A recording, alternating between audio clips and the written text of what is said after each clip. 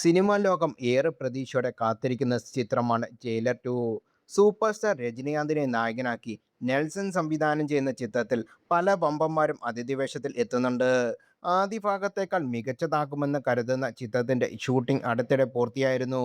എന്നാൽ ചിത്രത്തിന് ഒരു മാസത്തോളം നീണ്ടു നിൽക്കുന്ന റീഷൂട്ട് ആവശ്യമുണ്ടെന്ന് കഴിഞ്ഞ ദിവസം വാർത്തകൾ പുറത്തു വന്നിരുന്നു.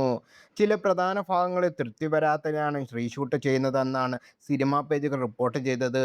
രജനികാന്തിന്റെ സീനുകളടക്കം വീണ്ടും റീഷൂട്ട് ചെയ്യുമെന്നാണ് റിപ്പോർട്ടിൽ ഇപ്പോൾ പറയുന്നത്.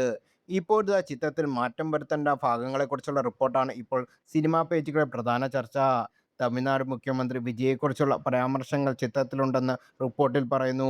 സിനിമയിൽ തിളങ്ങി നിൽക്കുന്ന സമയത്ത് അത് ഉപേക്ഷിച്ച് രാഷ്ട്രീയത്തിലേക്ക് ഇറങ്ങിയ വിജയ് വാർത്തകളിൽ ഇടം പിടിച്ചിരുന്നു. തിരഞ്ഞെടുപ്പിൽ വിജയ് ജയിക്കാൻ ചാൻസില്ലെന്ന് പറയുന്ന തരത്തിൽ ഇൻഡസ്ട്രി ആയിട്ടുള്ള ചില ഡയലോഗുകൾ ജയിലറ്റ് ഉൾപ്പെടുത്തിയിരുന്നു എന്ന് റിപ്പോർട്ടുകൾ പറയുന്നു.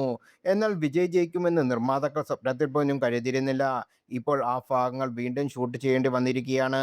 വിജയുടെ രാഷ്ട്രീയ എതിരാളികളായ DMKയുടെ ബന്ധമുള്ളവരാണ് ജയിലർ 2ന്റെ നിർമ്മാതാക്കൾ.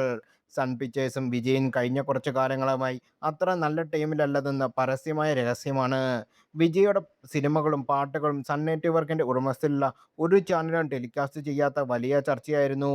വിജയും രജനിയും തമ്മിൽ അത്ര നല്ല ടീമിലല്ലെന്നും ചിലർ ചൂണ്ടിക്കാട്ടുന്നു. ജയിലറിന്റെ ഓഡിയോ ലോഞ്ചിൽ രജനീകാന്ത് നടത്തിയ കാക്ക പരന്ത് പരാമർശങ്ങൾ വലിയ വിവാദങ്ങൾ വഴിവെച്ചിരുന്നു. ഇപ്പോഴിതാ ജയിലർ 2 വിജയെ പരിഹസിക്കുന്നു എന്ന വാർത്ത വലിയ ചർച്ചയാണ് വഴിവെച്ചിരിക്കുന്നത്. രജനീകാന്തിനൊപ്പം വലിയ താരനിര ജയിലർ 2-ൽ അണിനിരക്കുന്നുണ്ട്. ആദ്യ ഭാഗത്തിൽ രോമാഞ്ചം സമ്മാനിച്ച മോഹൻലാലും ശിവരാജ് കുമാറും പുറമെ വിജയ് സേതുപതി, മിഥുൻ ചക്രവർത്തി എന്നിവരുടെ സാന്നിധ്യം ചിത്രത്തിലുണ്ട്. SJ സൂര്യയാണ് ചിത്രത്തിലെ വില്ലൻ.